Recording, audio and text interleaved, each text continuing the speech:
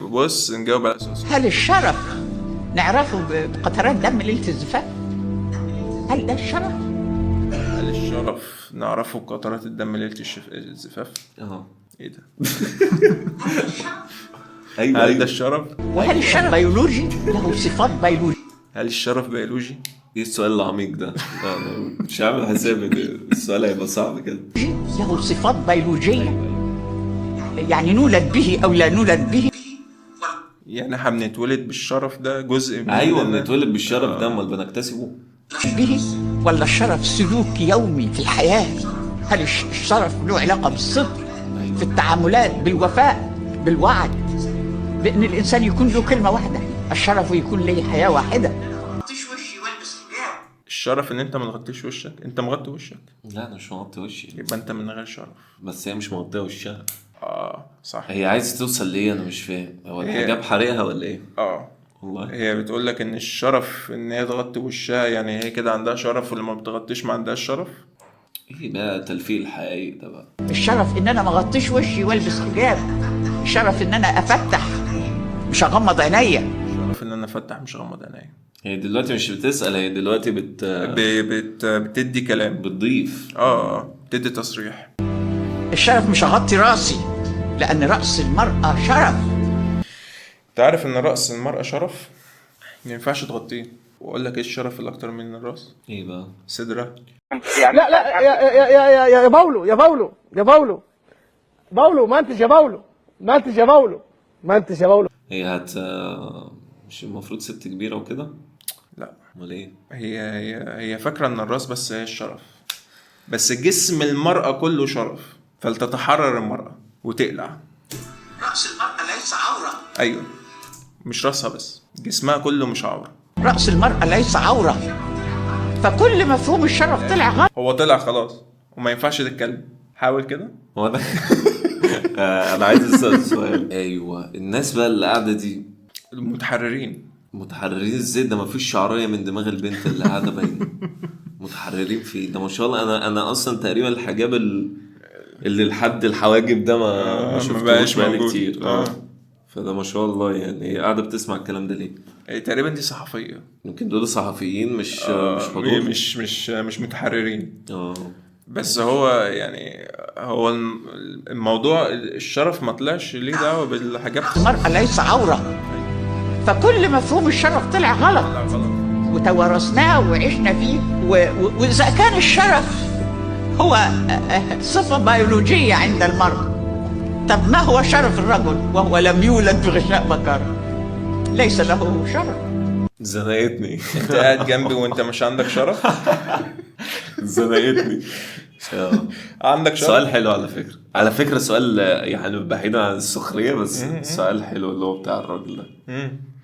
فكرة ان ودي فعلا السؤال ده بيجي عند بنات كتيرة من البنات الصغيرة.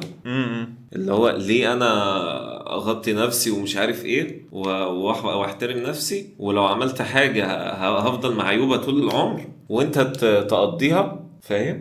ومحدش يقول لك حاجة، ومحدش بالعكس يقول لك الناس حاجة تسقف لك. وخلي بالك ومفيش حد هيعيب عليك ومش هتبقى معيوب. بالعكس ده تبقى انت جامد. ولو تبت ممكن محدش يعرف وانت جامد بالظبط. يعني لو حكيتها للناس وروش وكاريزما والكلام ده كله. فدي لا دي معضله. ده سؤال مهم قوي. اقول لك انا جبت. ودايما الاجابه بتكون اجابه تافهه، اللي هي بتاعت البرتقانه المتقشره. لا انا اللي هجيب لك برتقانه متقشره. انا بقى عايز اجابه على السؤال ده. عاوز اجابه في الجول. اجيب اجابه في الجول. اللي يسمع السؤال ده الاجابه دي تخطر في باله. بص يا اختي يا جميله، الراجل بيتولد قيمته صفر على الشمال. صفر يعني صفر حلو. فاهم قصدي؟ بيقعد يبني في نفسه لغايه مثلا ويطلع ميتين. وحياه الراجل زي الخرا.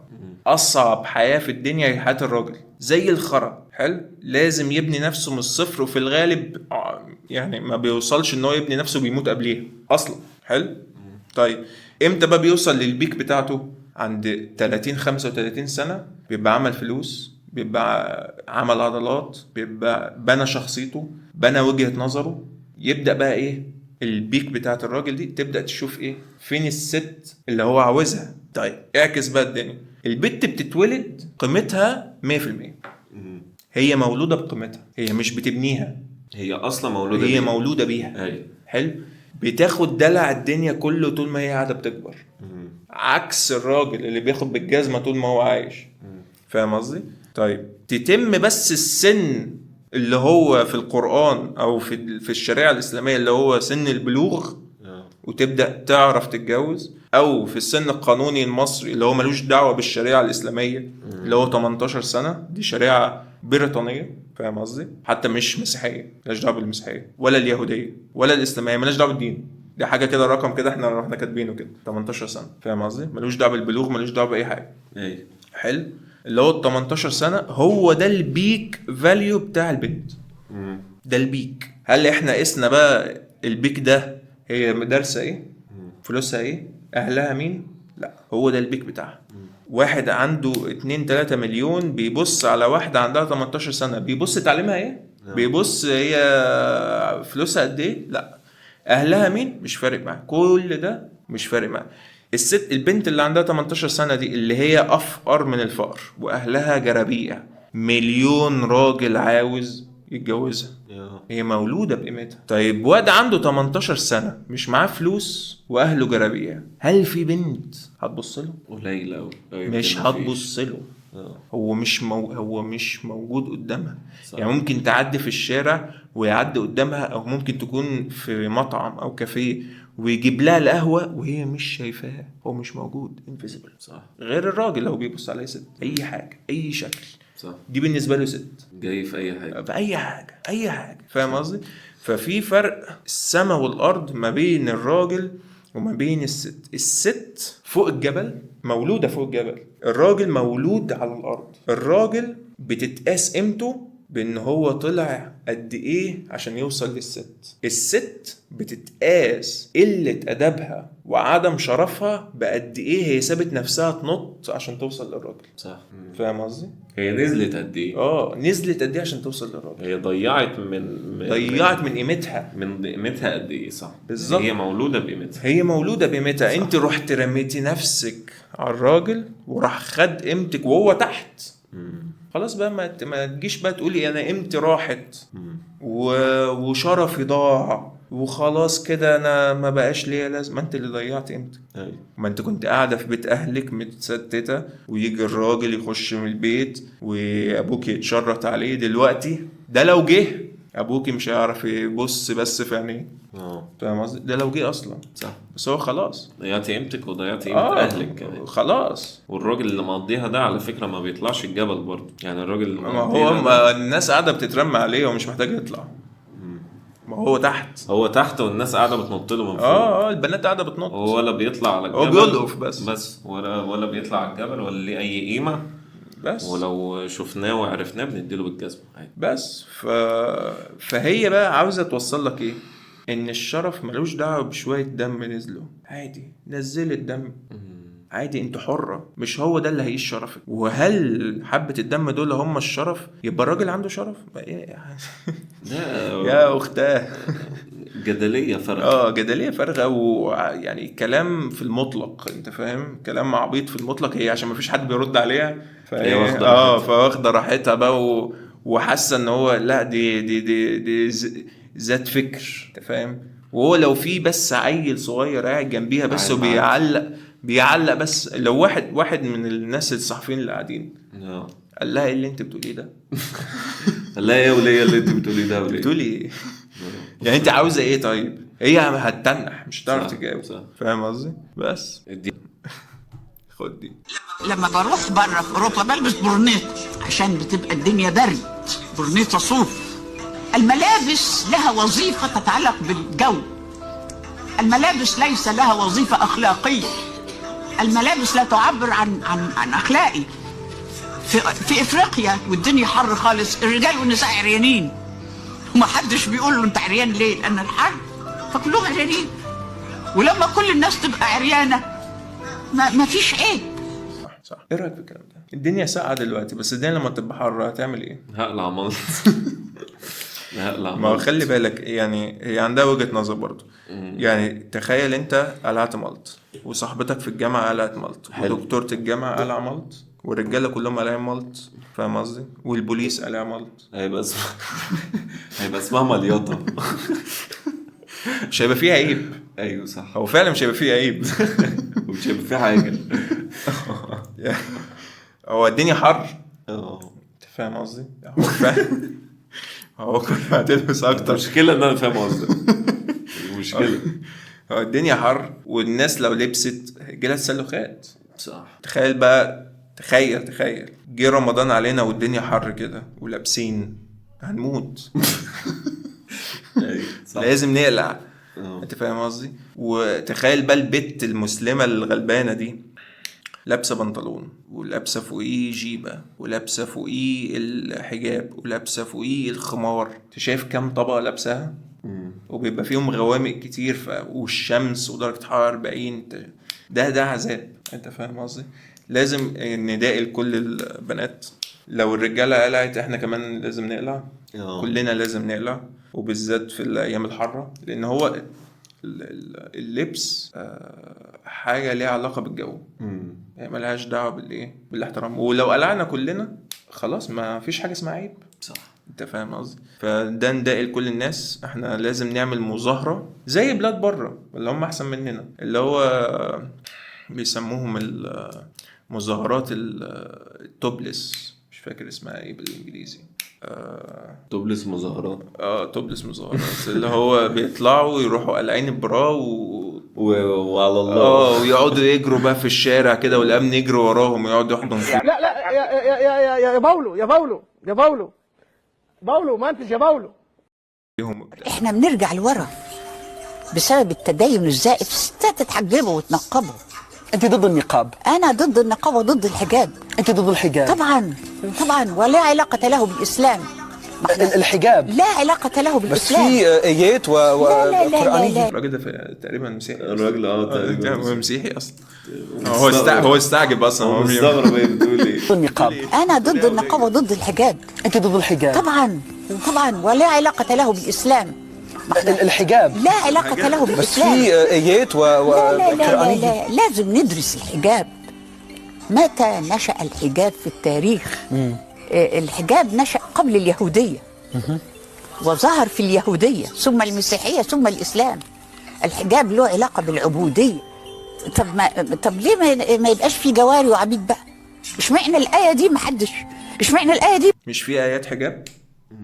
هو هتلاقي على فكرة هو اللي عمل الايديت هو مش عاوز يطلعها غلطانة. هو هتلاقيه سألها في آيات حجاب وجاب لها الآيات. فقالت له ايه؟ طب ما هو في آيات عبودية وفي آيات عبيد وفي آيات جواري، ليه ما نرجعش العبيد والجواري؟ اي هاتش في الجدل. لا ده سؤال مهم جدا. سؤال جدل. سؤال مهم. انت دلوقتي في آية للحجاب صح؟ فبتتحجب. صح. في آية للجواري فبتجري. فين بقى الجواري؟ ما بتجيبهمش ليه؟ دي مشكلة. جواري وعبيد بقى. اشمعنى الآية دي محدش بيقولها؟ اشمعنى آية الحجاب اللي دايما بتتقال يدنينا جلاليبهن، لكن حكاية الإيمان انت ساكت عليها ليه؟ والله ما اعرف. مش عارف يعني ليه انت بتسكت على الموضوع ده؟ ليه ما بتاخدش وقفة ضد القرآن؟ ايه انا فاهم قصدها. هي عاوزة تقول لك ايه بقى؟ دلوقتي المسلمين لما كانوا بيخشوا حروب، ايوه، اي جيش بيبقى جايب معاه الستات بتاعته. ليه؟ لان بيبقى فيه سفر طويل. ايوه. فالرجاله محتاجه الستات بتوعها، محتاجه الستات تعمل لهم خدمه طبيه، تطبخ للجيش. ايوه ماشي. تبقى قاعده مع الرجاله بتاعتها بحيث ان هم ما يتعبوش في السفر. فاهم قصدي؟ رعايه. فاهم قصدي. المسلمين كانوا بيعملوا كده، المشركين كانوا بيعملوا كده، الكفار كانوا بيعملوا كده، الرومان كانوا بيعملوا كده، المجوس كانوا بيعملوا كده، الفورس كانوا بيعملوا كده، اي حد كان بيعمل كده. تمام. ماشي. فكان ايه اللي بيحصل؟ الجيش اللي كان بيتهزم طبعا الرجاله كلهم كانوا بيموتوا يا اما بيتأسروا. تمام. بيبقى فيه بقى ورا الجيش ده الستات والاطفال. كان بيحصل فيهم ايه؟ في اليهوديه كانوا بيتذبحوا كلهم.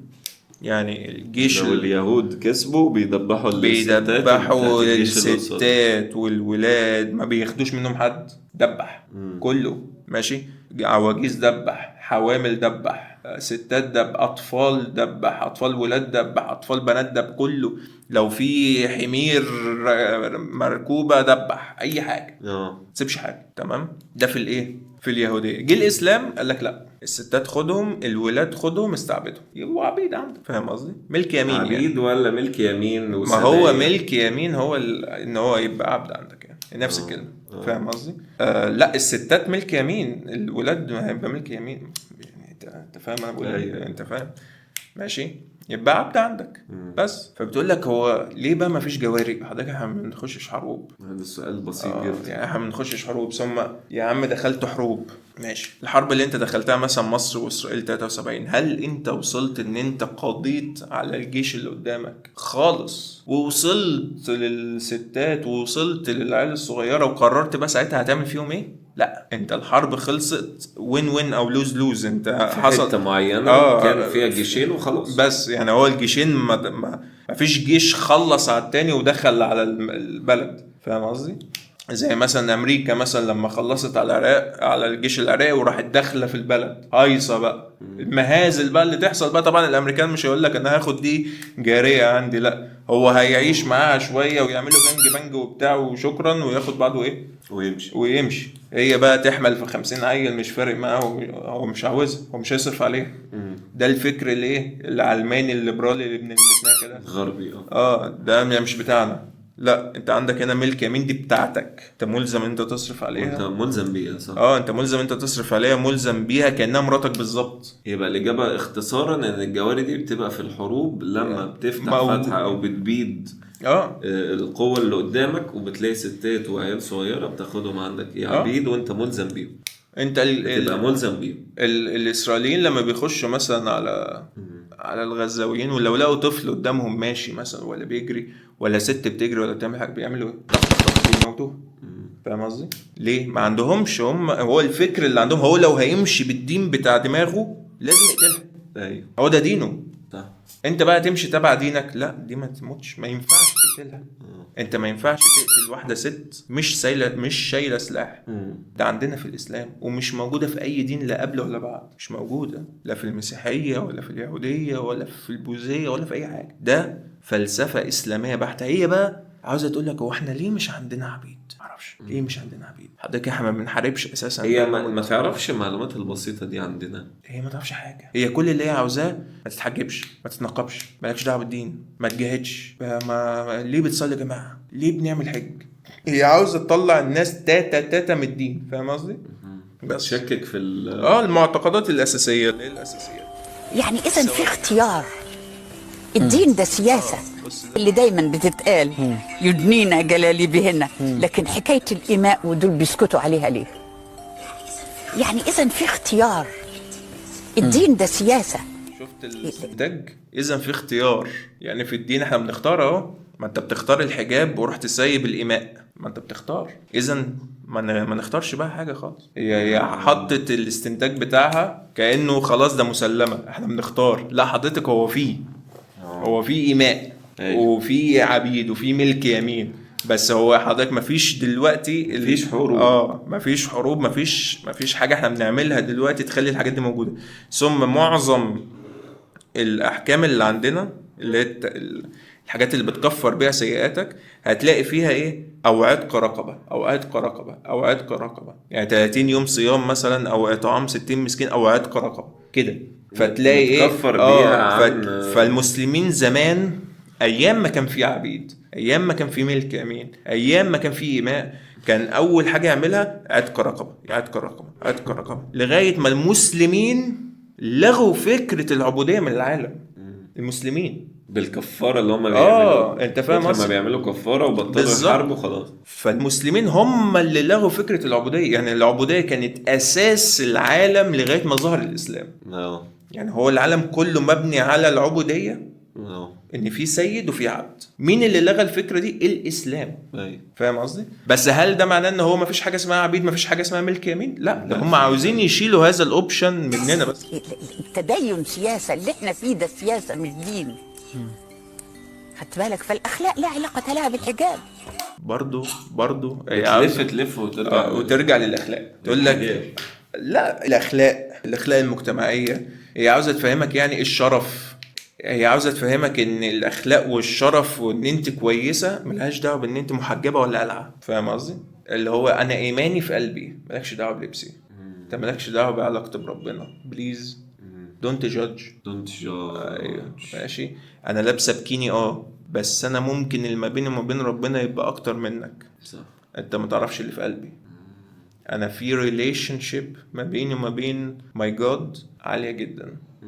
حاجه في ليفل تاني. ممكن يكون اللي ما بيني وما بين ربنا اشد ما بين شيوخ الاسلام وما بين ربهم. انت فاهم قصدي؟ فدونت جادج. انا البس اللي انا عاوزاه وانت مالكش دعوه بيه. فكل واحد يخليه في حاله، وكل واحد يلبس اللي هو عاوزه، وكلنا نقلع، فمش هيبقى فيه عيب. فاهم قصدي؟ بس فهو يعني هو ده غرض عايزين نقلع يعني.